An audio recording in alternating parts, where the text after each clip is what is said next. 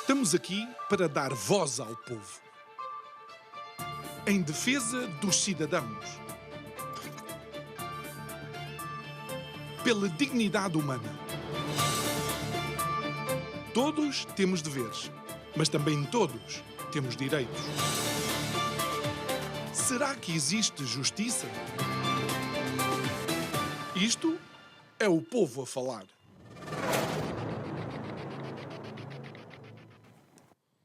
A pergunta que a maioria dos portugueses faz relativamente a estas eleições europeias é: porquê? Porquê é que eu hei de ir votar em partidos que depois, na Europa, vão escolher famílias políticas das quais eu não sou tido nem achado? Porquê votar em cabeças de lista que, na realidade, quando chegarem ao Parlamento Europeu, eu não tenho nenhuma, nula ou vontade alguma de escrutinar o trabalho que eles fazem? Porquê que vou desperdiçar um fim de semana grande e votar em mobilidade? Daí a resposta dos quase 63% de abstencionistas. Boa noite, meu nome é João Nuno Pinto, isto é o Povo a Falar. Estou consigo de segunda a sexta-feira, neste mesmo horário, emissão em simultâneo Curiacos TV e Rádio Vida 97.1.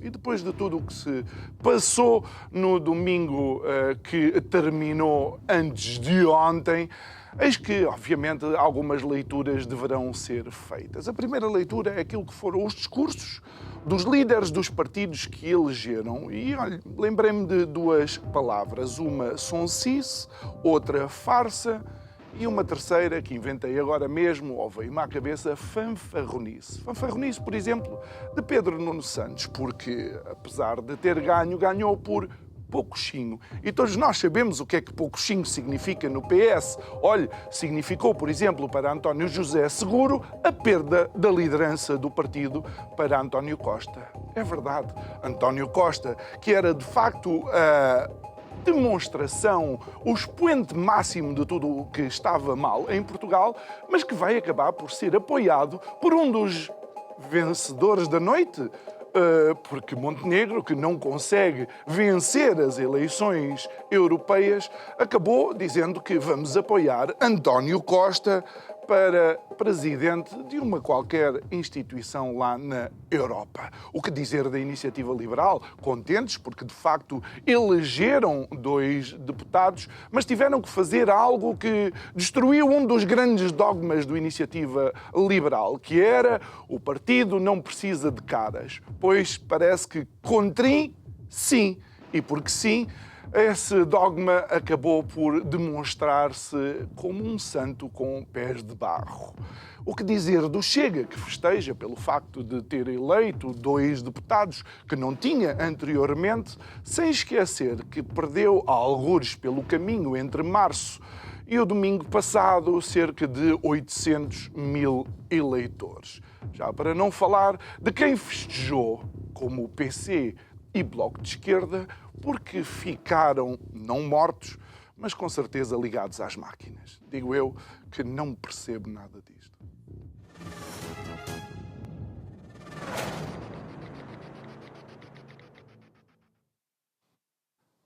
De volta ao nosso estúdio, o nosso convidado de hoje, João Pires da Cruz. Olá, João, boa noite, obrigado por estares aqui connosco. E João, já como disclaimer, em poucas palavras, o que é para ti, ou o que é que tu pensas de facto das eleições europeias? Bem, primeiro, boa noite e obrigado às pessoas lá em casa por estarem-me a ver outra vez. Podia ser melhor, mas foi isto. Eu sempre tive uma opinião sobre as eleições europeias. É tipo uma espécie de grandes eleições portuguesas, que é um simulacro de democracia, ou seja... Simulacro de democracia? Sim, fazem-se as pessoas votar para coisa nenhuma. O Parlamento Europeu não serve para nada. Na realidade, serve para, talvez, validar uma nomeação que é o do Comissário Europeu, mas cujas consequências na vida das pessoas são nulas. Dá um bom emprego a quem foi eleito e, portanto, os meus parabéns a quem foi eleito. Vão ganhar 20 biscas por mês e arranjar uma série de... vão deixar de pagar impostos nos free shops. Mas a consequência para as pessoas é nula. De alguma forma, os portugueses têm essa consciência? Não, os portugueses adoram o voto. Não é? Uma coisa é... Mas como é que dizes isso quando temos 62% ou 63% de abstenção? O voto, mas não mais que a praia. Ah. Assim, os portugueses acham, melhor dizendo, o voto ainda é a forma mais razoável de alternância política.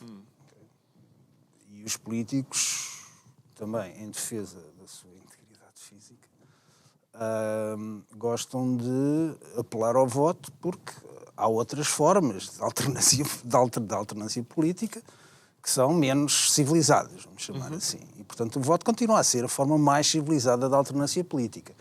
Agora, o voto sem consequência é um cuspir na cara da democracia pluralista, ou seja, eu deixar as pessoas votarem para coisa nenhuma, não é? O voto não ter consequência nenhuma, como acontece quer nas europeias e nas legislativas em Portugal, vamos ser honestos, as eleições autárquicas ou as presidenciais, essas, digamos que de alguma maneira têm consequências, mas as legislativas não. Um deputado não representa ninguém, um deputado europeu ou um deputado nacional não representam absolutamente ninguém, portanto é natural que as pessoas não queiram ir votar. Agora, ainda as que vão, diria eu, que gostam do voto em si mesmo, mas se pensarem pela sua cabeça aquilo que vão exigir das pessoas que elegeram, ou que consequências esperam retirar destas eleições, ninguém vai saber responder. Portanto, votaram porque votaram. É como ir ver um Sporting Benfica, ganhou o Benfica ou ganhou o Sporting, mas para o ano há mais e pronto. Olha, não foi para as pessoas estarem na bancada que o Benfica ganhou ou perdeu. E achas que, de alguma forma, estar depois a extrapolar leituras é um exercício quase fantasioso? Extrapolar leituras em que sentido? Olhar para as votações, para os resultados e fazer algum tipo de leitura. Se for para outras eleições, como as legislativas, acho que faz todo o sentido, porque a utilidade de ambas é igual. É nula. Ou seja, a vida das pessoas não vai mudar. Mas então... Mudam as pessoas, mas não muda nada, como eu gosto de dizer, o governo não muda. O que muda são os políticos que estão à frente dele. Vamos começar no topo. Vamos tentar fazer uma análise numérica, talvez não, mas pelo menos percentual. Sim. E as diferenças percentuais. Tal como em março a AD ganhou por pouquinho, também agora o PS ganhou por pouquinho. O que é que isto pode significar? Pouquinho. Assim, significa... Para as, vamos separar as umas coisas. Somos nós, o povo, a falar. Outra coisa é as pessoas que são profissionais disto, que estão lá para que o povo, de alguma forma, lhes garanta o sustento ao fim do dia. Para eles, há obviamente uma leitura a fazer, não é? Portanto, aquilo é a profissão deles, é por isso que eles vivem, e eles vivem para captar votos. E nesse sentido, do outro lado, se eu estivesse nos sapatos do Dr. Pedro Nuno Santos, estaria contente, não é? Porque, assim, vamos ser honestos, se ser deputado europeu fosse importante, não era a Marta Temido que se metia lá, nem o Bugalho. Não era, se fosse importante, não era para eles. Peço desculpa às pessoas, mas a verdade é essa, não é? Mas para aquilo que é, vamos dizer, a profissão atual do Pedro Nuno Santos, acho que correu muito bem. Podia ter sido muito pior. Para o derrotado por pouquinho, eu estava à espera de pior, para ser franco. Eu ia achar que... e poderia ter sido muito pior se o André Ventura quisesse. Aparentemente não quis, mas não foi assim tão mau. Portanto, eu estava à espera de muito pior. Na realidade, manteve o mesmo número de... Quer dizer, o estranho é que o PS ganha, mas perde um deputado. o PSD perde, mas fica com o mesmo número de deputados. E qual a análise que podemos fazer do Chega, uma vez que a expectativa seria de que a onda de 10 de março pudesse ser surfada até domingo passado? Eu acho que o que ficou demonstrado, essa leitura, vou-me perdoar, eu posso fazê-la, é que as pessoas estão nas tintas para o partido. As pessoas gostam das pessoas. E um Chega com a cara do André Ventura à frente não é um Chega com a cara do embaixador Tanger Correia à frente. Então, isso continua a não existir, é a mesma coisa. Então continua a existir o estigma de partido unipessoal? Ou então vamos ter que assumir que a escolha de Tanger Correia por parte de André Ventura é uma falha dele. Se é propositado ou não, não sabemos. Mas eu não acredito que tenha existido um conselho de administração nacional do Chega para eleger. Foi, mas assim, de alguma forma também, pondo nos sapatos de André Ventura, ele não pode ser sempre ele, não é? Portanto tem um currículo internacional que se calhar mais nenhum dos candidatos tem, verdade, não é? Verdade. Mas também nenhum dos candidatos foi dizer que 95% das pessoas que trabalhavam nas torres eram judeus e que foram avisados. Ou nenhum dos candidatos também tem 72 anos de idade, sendo que aos 72 anos a pessoa é perfeitamente válida, mas obviamente estas eleições têm muita componente da cara do candidato, não achas? Claro que tem, mas todas as eleições têm a componente. Por isso é que André Ventura consegue o resultado de março, não é? Agora, ele não podia ser o candidato novamente. Eu percebo que a tentação fosse essa, mas de alguma maneira ele tem que começar. De alguma maneira ele tem que começar, vamos dizer, a mandar outras caras para outras lutas. E vamos ser honestos, isto não serve para nada, nem sequer é importante, e portanto era natural que este fosse uma das lutas para o qual ele. Achas que de alguma forma pode ser e esta expressão é uma expressão mais empresarial, pode ser um golden parachute para o senhor embaixador? Vamos dizer, para as pessoas lá em casa, eu já estive várias vezes no Parlamento Europeu e a primeira sensação que eu tive é que aquilo era uma vida que me ficava bem. Foi uma coisa que eu me lembro de ter sentido, era uma vida que me ficava muito bem. Ok. Porque, na realidade, aquilo não traz nenhuma... Aquilo não tem valor nenhum, vamos dizer assim, para a generalidade das pessoas que vivem na União Europeia, mas tem muito valor para quem vive lá. Para quem vive lá, no Parlamento Europeu, enquanto deputado europeu. Se é um golden parachute ou não, em termos da vida do embaixador, isso não sei, não conheço a vida do senhor embaixador. Quando olhamos para os resultados dessa noite, entretanto, também um partido que festejou efusivamente foi a Iniciativa Liberal. Mas tu achas que ficaram até aquém daquilo que seria expectável deles?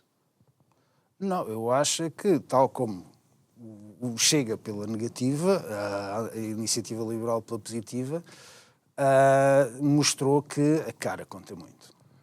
Conta muito e não são assim tantos. Ou seja, tal como o Chega, apesar da Iniciativa Liberal não ser tão radicalmente unipessoal, vamos dizer, é bipessoal. Portanto, a Iniciativa Liberal, na prática, são duas caras, que é o João Coutrinho e o Carlos Guimarães Pinto.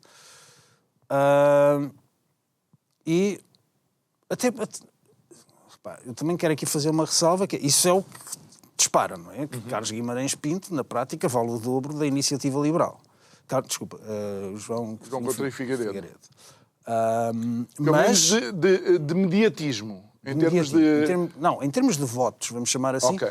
Portanto, em termos de percentagem de votos, meter o João Coutrinho Figueiredo nos cartazes e apelar à competência que foi a imagem que foi passada pelo marketing da IEL, que é João Coutinho Figueiredo, a imagem de João Coutinho Figueiredo, a imagem de competência, a imagem de liberalismo económico, não é? Que na prática é a mesma imagem do Carlos Guimarães Pinto. Portanto, quando a mensagem é a mensagem do liberalismo económico, aí ele supera-se a si mesmo. Mas... Quando desvia para a questão de, vamos chamar de um liberalismo moral, que é uma coisa mais à esquerda, não é? Quando se começa a misturar com o Bloco, nesse aspecto, perde claramente votos para o Bloco, dispersa, que é muito melhor do que eles nisso, não é? Exato. Olha, e João, achas que de alguma forma a Iniciativa Liberal teve que engolir um elefante, por assim dizer? Ou seja,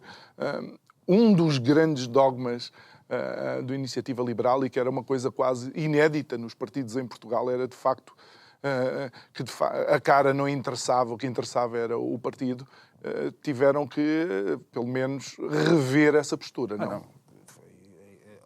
Objetivamente, a estratégia toda da Iniciativa Liberal para estas campanhas foi meter a cara do João Coutinho Figueiredo à frente e mais ninguém. Na realidade, não apareceu mais ninguém. Eu não me lembro de ver o Rui Rocha na campanha. Para ser honesto, mas também não sigo... Minhas desculpas ao Rui, se me está a ouvir.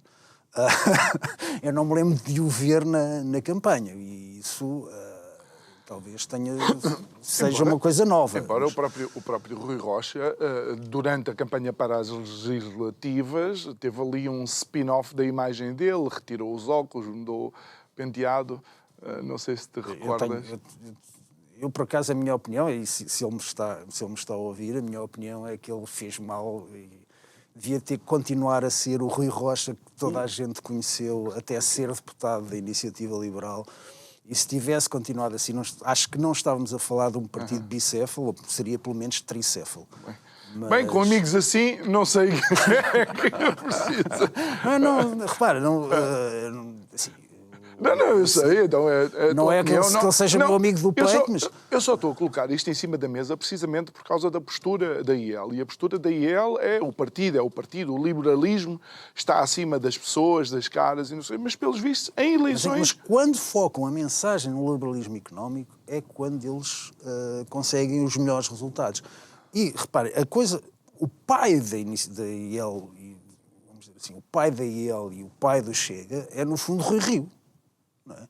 Rui Rio, com a sua colagem a António Costa, que a forma de ser vamos chamar um PS2, não é? Foi isso que criou o Chega e criou a IEL. No fundo, o Rui Rio é o pai deles. Não é? O grande criador da IEL e do Chega é Rui Rio. Portanto, isto é quase um condongolino inverso. Ao passo que o condongolino de Dante come os filhos, aqui parece que os filhos é que... Sim, e portanto... E o Luís Montenegro é uma sequência de Rui Rio, é uma continuidade. Aliás, o PSD ainda não conseguiu ter a mesma votação que teve Passos Coelho no seu pior momento. Não é? E, portanto, o pior momento de Passos Coelho continua a ser muito melhor do que o melhor momento de Luís Montenegro ou de Rui Rio. O líder parlamentar de Passos Coelho à frente do partido. Luís Montenegro, não é? Sim, mas de qualquer maneira o partido continua a ter a mesma postura, o mesmo apoio a António Costa, que foi uma das coisas que, aliás, saiu destas eleições, coisa que vai alimentar, de certeza, os seus filhos, não é? O Chega e a IEL. E, portanto, não sei como é que eles agora vão aproveitar isto. Claro, a IEL já disse que não apoiava a candidatura de António Costa, inteligentemente, porque é isso que o eleitorado da IEL espera, tal como o eleitorado do Chega também espera isso. Portanto, que não haja apoio a António Costa. Porque acho que... O que parece paradoxal, porque há apoio ao PS e a Pedro Nuno Santos em São Bento. Não, o que há... Mas isso é uma culpa de Luís Montenegro. Luís Montenegro traçou as suas linhas vermelhas e fez do Chega um partido da oposição. E André Ventura foi claro nisso. Portanto, se nós somos oposição, somos oposição. E é isso que o Chega está a ser. Oposição. Que, juntamente com o Chega, esteja a Iniciativa Liberal, o PS, o PC, o Bloco de Esquerda, eles todos são oposição. Mas isso foi uma escolha do PSD, não foi? Já vamos para a leitura interna destes resultados. Vamos para outros partidos que conseguiram eleger, ainda antes de falar de algum que possa não ter eleito ninguém. Bloco de Esquerda, com uma cara conhecida, sobreviveu, perde um deputado, mas mantém a Catarina Martins, ou entra a Catarina Martins, e depois o PCP. E a minha pergunta, pronto, é como é que o Bloco, que apresenta tudo aquilo que são alguns das preocupações das sociedades atualmente, tem a ver com o feminismo, com a liderança das mulheres, depois não consegue mobilizar de todo, porque Catarina Martins é mulher, tanto quanto eu sei. A Mortágua, atual secretária-geral do Bloco, também participou ativamente, mas não conseguiram melhor que isto. E depois eleger João Oliveira é um testamento à resiliência do PCP? Quando a abstenção é deste nível, sobra o núcleo duro dos partidos, as pessoas que sempre votam neles. E essa percentagem é tanto, em termos relativos, é tanto maior quanto maior fora, se a abstenção tivesse sido de 80%, eles tinham eleito pai 4, com os mesmos votos, não é? E, portanto, eu acho que Ou seja, isso é quase um princípio matemático. Não, é aritmética simples, não é? Portanto, aquilo que vai surgir, eles têm aquele núcleo duro de eleitores que vão continuar a votar neles. Seja quem for. Como eu sou do Benfica e tu és do Sporting. Portanto, isso não vai mudar nunca. Nem depois de 18 anos sem ganhar nada, é verdade. É verdade. E, portanto, vai ser assim, não é? Em termos relativos, não surpreende, não é? Com um nível de abstenção assim. Muito bem. Antes de irmos então para a leitura que podemos fazer do que é que pode ser depois a política nacional após estes resultados, queria falar do LIVRE, que não elegeu, com a cabeça de lista que nos debates até a maioria dos comentadores achou extremamente interessante, mas eu coloco em cima da mesa as relações sempre tempestivas, no mínimo, que Rui Tavares tem com aquelas pessoas que dão a cara pelo LIVRE. Lembro Joacine Catar Moreira e agora este Paupérrio. Paupério. Paupério. Não é Paupérrio, não, Paupério. Não, acho que... Eu vi pouco, vi algumas passagens do Francisco Paupério. Acho que esteve bastante bem. Contrariamente aos que ganharam, aos que tiveram mais votos, ele até teve bastante melhor, o que demonstra que o voto das europeias tem esta coisa. Não é importante. Para ser absolutamente honesto, acho que nem sequer é importante. Mas vais ter que falar sobre isso. Eu convidei-te, não quer saber. Não, mas eu gostava que me perguntasses qualquer coisa sobre as consequências europeias disto. Então, eram umas eleições europeias. Ok, então vamos fazer a análise europeia, de facto. Quando olhamos para a Europa, e se tu pensas que eu não estava preparado em relação a isso, estás muito enganadinho, porque estão aqui os resultados em vários países. Qual é a leitura que tu fazes e guarda a França para um momento mais à frente? Eu, por acaso, então não vou pela França, mas vou por aquilo que a França mostrou. Ok. Que é o facto, e que também tem muito a ver com os resultados de março do Chega de que falavas, não é? Que é as pessoas do outro lado, vamos chamar assim, dos profissionais, do lado dos profissionais, que continuam a achar que os eleitores são todos burros. E, portanto, são burros e que votam na Le Pen, ou que votam na Meloni, ou que votam no Orbán, ou que votam porque são enganados. Foram enganados e é isto que aconteceu. E as pessoas continuam a não entender o fenómeno Farage. O fenómeno do Nigel Farage, que levou ao Brexit, que deve ter sido o maior embate na União Europeia desde a sua fundação, para mim, que é a questão da saída do Reino Unido, que era uma das maiores... Não era um dos fundadores, mas era uma das maiores potências dentro da União Europeia, obviamente. Não é? Um país de importância global em si mesmo, portanto, não. Ia ser um dos argumentos do Farage, exatamente. Mas que é a questão das pessoas acharem, não entenderem que um populista, como era o Farage, obviamente, só tem sucesso porque o seu diagnóstico está correto.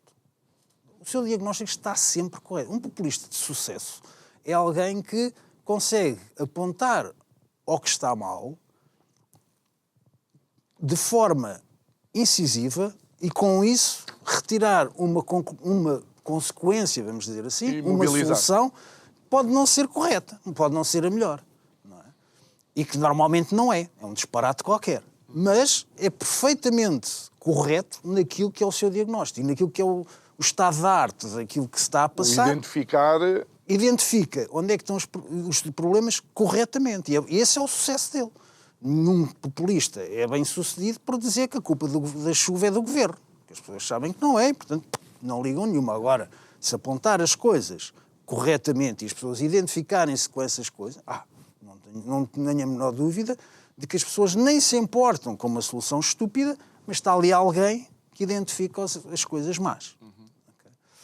E eu vejo todos os outros a dizer isto é um populista, temos que combatê-lo, e o combate é, em vez de olharem para aquilo que ele está a dizer, e o que o Farage dizia era a União Europeia é uma estrutura antidemocrática, é algo que só serve para alimentar pançudos e burocratas e que impõe de forma não democrática sobre os outros países coisas que os outros países são obrigados a comer, isso estava inteiramente correto. Não há nada de democrático. Se a solução era o Brexit, é que já há coisa... Se a solução era o Brexit ou não, obviamente que não era. Okay. Mas se as pessoas não têm uma resposta, certo? Se a resposta daqueles que querem defender a União Europeia, e eu sou um defensor, se a resposta das pessoas que querem é ignorar aquilo que os outros estão a dizer, as pessoas, então vamos extremar ainda mais. Pode ser que assim resulte. E se acham que o André Ventura, ou a Meloni, ou a Le Pen são o pior que pode acontecer, esperem. Os que vêm a seguir vão ser muito piores. Ou os problemas de facto são resolvidos, ou começam a ser resolvidos. Ou se ataca diretamente os problemas, ou se torna a estrutura da União Europeia uma estrutura democrática e não umas eleições a Portugal. Tem que ser umas eleições em que as coisas tenham consequências, em que os países não tenham um poder completamente desfasado daquilo que é a sua importância. Portanto, o Conselho Europeu, que no fundo temos quem manda, depois temos que são uns burocratas que não se entende exatamente de onde é que eles vieram, que depois tem a Comissão por cima, que não serve para nada, porque são pessoas que são perfeitamente tercidadas por aqueles burocratas todos. Depois tem-se os países, vamos chamar assim, o Conselho de Ministros, que é, no fundo, quem legitima as decisões da Comissão Europeia, que menos percebem alguma coisa daquilo que se está a passar, e depois o Parlamento Europeu que está lá para carimbar aquilo que acontece. E, portanto, nada disto tem a ver... Nenhuma pessoa que tenha ido votar no domingo, que eu não fui, nenhuma das pessoas que tenha ido votar no domingo pode esperar alguma coisa do Parlamento Europeu, porque não vai sair de lá nada. E, portanto, se não vai sair de lá nada, foram fazer o quê? E as pessoas têm que entender isto. Quando foram votar, foram legitimar isto. Não é? 60% das pessoas acham que não devem legitimar isto. Vá lá, ainda há 60%. Mas em Portugal foram 60%. Houve países que foram 70% e tal por cento das pessoas que entenderam que não deviam legitimar uma estrutura que não é democrata. Um voto que não tem consequências é negar a democracia. E achas que, por exemplo, a viragem à direita e alguma direita radical... É um extremar. No fundo, é um extremar. Continua a não se dar resposta àquilo que as pessoas identificam, de um Farage, ou de uma Le Pen, ou de um Orbán, que as pessoas identificam como problemas. Uma Meloni, por exemplo, Meloni. Que a Itália ganhou... Mas, felizmente, estas pessoas, quando depois aparecem no governo, são um bocado mais racionais, ao contrário do Orbán, mas o Orbán foi penalizado. Na realidade, nas eleições húngaras para o Parlamento Europeu, o Orbán tem aquela posição face à guerra da Ucrânia que nem na Hungria tem muita... Ok, tudo bem. Mas então vamos já passar para a França, porque de facto, se havia um cavaleiro da Távola Redonda que queria chegar a Moscovo, seria Macron. Macron foi dos que falou do exército europeu, Macron foi dos que recentemente disse que teríamos que eventualmente começar a bombardear território russo, e os franceses deram-lhe esta resposta. Os franceses deram uma resposta a uma série de problemas. O Macron não se demitiu. Não é? O Macron é presidente, o que ele fez foi deitar abaixo o governo, que não é ele. O primeiro-ministro é outro. Mas o partido do Macron... O partido dele sofreu. Levou uma coça. Desculpa lá por colocar as coisas nesta... E não estou a dizer que, obviamente, a questão da Rússia foi a única questão. Eu só estou a dizer que se realmente a grande preocupação dos europeus, tal como tu disseste relativamente ao Orbán, fosse única e exclusivamente a guerra na Ucrânia, se calhar eles tinham votado massivamente... Claro que não é. Há um conjunto alargado de problemas que estas pessoas sabem atacar muito bem. E quando fazem pelo menos identificar. Exatamente. Sabem identificá-lo muito bem.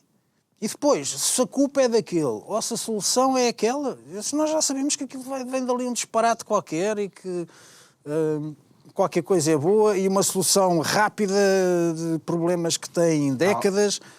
Nós sabemos que é tudo mentira. Na Alemanha o AfD ficou em segundo lugar.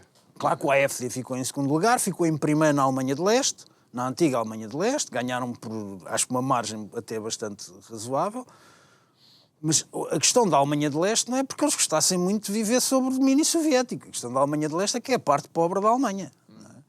E a Alemanha vai entrar, mais cedo ou mais tarde, numa crise muito derivada do facto de sua indústria não estar a correr muito bem, e com os custos acrescidos da energia que as pessoas atribuem ao alinhamento com a Ucrânia, que nem sequer é verdade, mas pronto, é uma resposta fácil.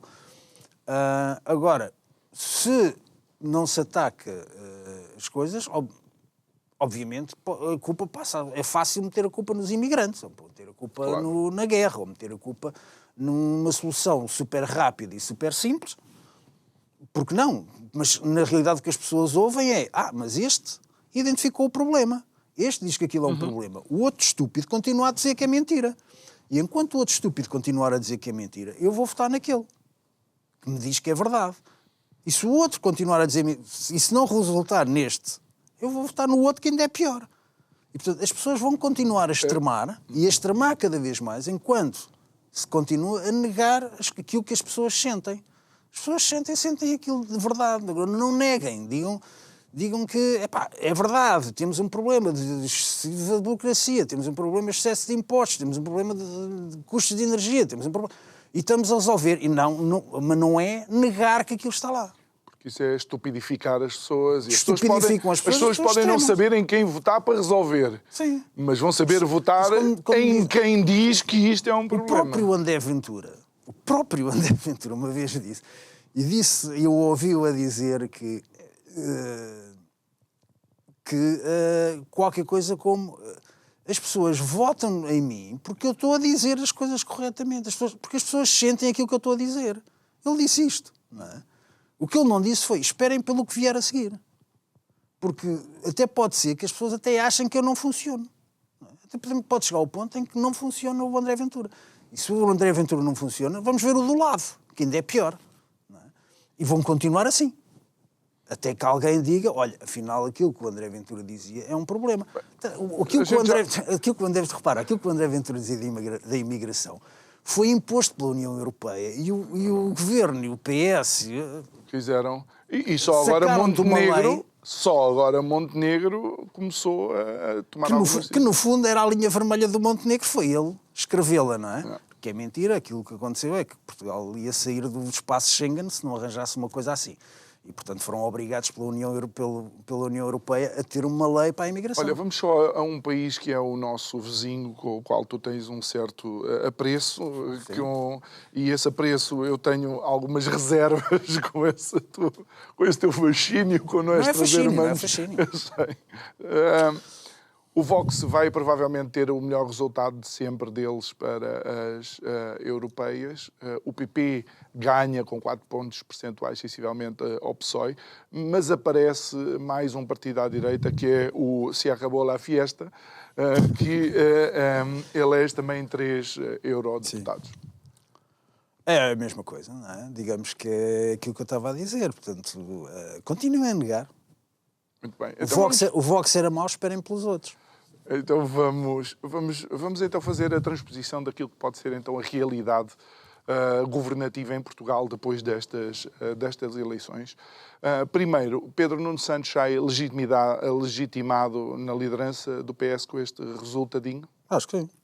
Acho que, do ponto de vista dele, funcionou tudo maravilhosamente, não é? Portanto, ele acaba por ganhar umas eleições, é para isso que ele é pago. Apesar de umas escolhas transcendentes, mas pronto, são as escolhas dele, aquilo parece o Dream Team. Não sei se serão as escolhas dele. Mas foi as escolhas pelo qual ele se responsabilizou. Portanto, são as escolhas dele, não é? Pelo qual ele se responsabilizou. Porque há quem diga, nomeadamente, acho que estas escolhas são eventualmente pessoas que podem dar muito jeito a um António Costa na presidência do que quer que seja. Estas pessoas não vão dar jeito a ninguém. Não.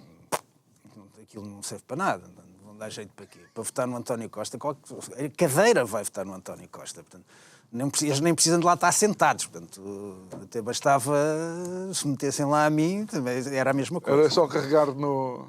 A lista do PS, aquilo era o Dream Team, aquilo fazia impressão, não é? Foi buscar o Francisco Assis ao Conselho Social. Sim. E tudo, olha lá o que é. Provavelmente o Cláudio Ramos e o José Camarinha não estavam disponíveis, mas se tivessem, se calhar também faziam parte. Faziam parte. Olha, entretanto, Luís Montenegro perde por pouquinho, mas ganha aqui alguma folga para governar em Portugal tranquilo, uma vez que PS e Chega podem achar que uma não vitória contundente e um número parco em relação ao Chega? Se fosse. Acho que se for. Não vai governar melhor, porque as condições que tem para governar são aquelas que tinha antes, não é? Nem ia estar lá almofada. Se fosse de o Chega ter um grande resultado. Se o Chega tivesse um grande resultado, não sei se o Chega se aguentava calado durante muito tempo. E como é que fica o Chega? Tem que fazer a leitura deste resultado ou é indiferente? Isto são os eleitores a dizer, olha, isto de votar ao lado do PS... Para ser absolutamente claro, eu não tenho qualquer experiência partidária, nem nunca fiz parte de partido nenhum e, portanto, eu não faço a mínima ideia como é que as coisas funcionam, para ser claro, lá em casa. Aquilo que eu posso dizer é que isto não eram umas eleições importantes. E, portanto, seriam importantes se o Chega tivesse um resultadão. Se o Chega tivesse um resultadão, até podia dar vontade ao André Ventura de lançar de deitar o governo abaixo. E, portanto, meter uma moção de censura e depois dizer ao Pedro Nuno Santos, agora vota contra. Portanto, podia ser uma coisa deste género. Não tendo esse resultado, acho que o Luís Montenegro se safou. Se fosse, dentro das circunstâncias em que já estava, que é basicamente o Chega e o PS fazem as leis e eles têm o trabalho de governar, que, diga-se de passagem, também não é uma má situação por os outros a trabalhar enquanto nós estamos a descansar. E qualquer coisa, as leis são as dos outros, nós tivemos que implementar, foi aprovado pelos outros. Não está a resultar, a culpa é deles. Um bocado. Mas também não são coisas assim tão disruptivas. Está a redução do IRS, mas isso é um bocado, vamos chamar coisa nenhuma, porque o que interessa é a carga fiscal total, não é? Portanto, a competitividade dos portugueses é feita em função da carga fiscal total e, portanto, reduzirem o IRS ali um bocadinho para uma pessoa, não é? Acho que não vai dar em nada, nem vai gerar mais emprego, nem mais economia. Até porque uma das coisas que nós descobrimos nos últimos anos é que, apesar da redução dos impostos, foram criados uma série de pequenos impostos adicionais noutras... Qual é o único país do mundo onde se cobram cobram impostos sobre as despesas às empresas. Não é? E isso, portanto, independentemente do resultado que a empresa tenha, vai pagar impostos sobre aquelas despesas. Ou seja, depois as pessoas queixam-se que nós não somos competitivos. Claro que não somos competitivos, nem nunca seremos. Portanto, e para vender ao estrangeiro, se eu não posso reduzir a fração do Estado, vou reduzir a qual? A dos trabalhadores, como é óbvio. E, portanto, baixar o IRS por baixar o IRS é basicamente uma patetice. Não me parece que seja uma medida transcendente. Existe uma medida natural que é reduzir as despesas do Estado. Portanto, se eu reduzir a despesa do Estado, então eu posso reduzir os impostos no seu todo. Mas como não posso reduzir a despesa do Estado, por isso é que eu digo, o governo não mudou, o governo continuou o mesmo desde o engenheiro Sócrates. Não é? Até O que mudaram foi as pessoas. Até porque a redução da despesa do Estado, neste momento, até acaba por ficar em xeque, porque com tantos benefícios vamos dar dinheiro aos professores, aos polícias, vamos acabar com as SCUT no Algarve e não só, e embora estas medidas possam ser populares e nós todos possamos... Populares para quem? Nós todos possamos entender algumas dessas medidas, não sei como é que vais para o Algarve, a mim dá muito jeito que as SCUT desapareçam. Mas... a pergunta que se faz é, o dinheiro não cresce nas árvores. O facto de tu usares a SCUT e pagares por usar a SCUT, por incómodo que possa ser, usaste-a. Aquilo que foi feito durante estes últimos 8 anos, pelo menos, foi gastar dinheiro em coisas em que a tua utilização não foi maior. Tu já viste como é que está a Via do Infante? O estado em que está a Via do Infante? Tenham vergonha. Tenham vergonha. Percebes? É isso que eu estou a dizer. Eu não sou contra o princípio do utilizador-pagador, mas vão gozar com os restantes familiares deles. Porque eu um dia fiz a Via do Infante à noite, Faro-Albufeira, num dia em que chovia, e eu tinha que ir a 60 no máximo, porque o reflexo nas poças de água confundia em que direção é que nós íamos. Mas tinhas uma estrada para ir. É diferente de eu aumentar as despesas com a saúde e não ter um hospital para ir. É diferente de eu aumentar as despesas com a educação e eles ainda saírem piores. Como é óbvio, mas, João, eu estou a falar das medidas que estão a ser tomadas agora. Por exemplo, tu tens um Chega, por exemplo, que propôs que vão ser, para nós os jovens, é até aos 40. Eu fiquei contente, não sou assim tão velho, não é? Mas é um bocado... Não parece que há, nesta fase aqui em Portugal, tipo um leilão de medidas? Sim. Porque aquelas que são as medidas necessárias, ninguém as pode tomar. Estão escritas na Constituição.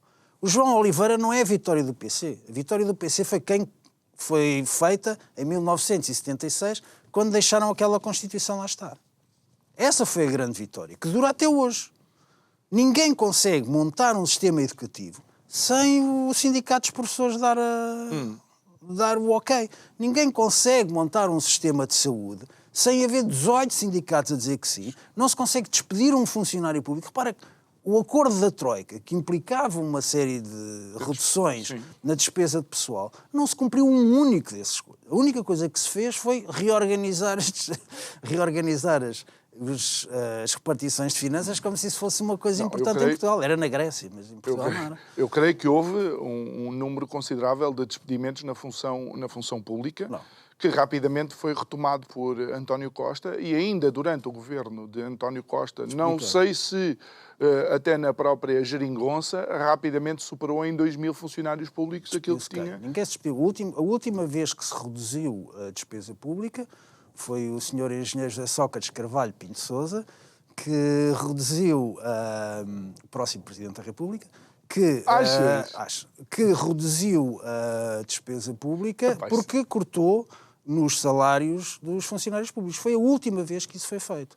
E foi feito de forma temporária e, portanto, isto já foi há 12 anos. Não é? Portanto, há 12 anos foi a última das medidas que, curiosamente, foi a única que o Tribunal Constitucional não encontrou como problemática. Todas as outras, a partir mesmo aquelas que estavam assinadas em acordo europeu com a Troika e que pela Constituição se sobrepunham à própria Constituição, vamos dizer assim, nada disso foi foi feito. E, portanto, o último primeiro-ministro que conseguiu, de facto, gerir as contas públicas foi o engenheiro José Sócrates. Por incrível que pareça?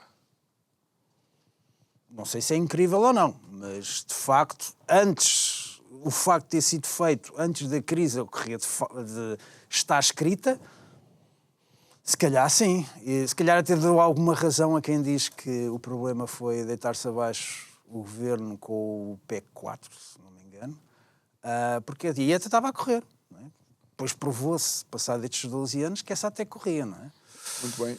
Uma vez que mencionaste uma figura histórica da nossa política, como é que tu viste a ação de Marcelo Rebelo de Sousa durante esta campanha? Eu nem que me lembro, só ouvi a apelar ao voto. Que é estranho, mas se calhar é o que o Presidente da República devia fazer durante 10 anos e não durante só o período eleitoral, não é? Viu a apelar ao voto, eu percebo que ele apela ao voto, estranho que ele não apele à democracia, mas apela ao voto, mas também é o trabalho dele, não é? Portanto, ele está a fazer aquilo para que é pago.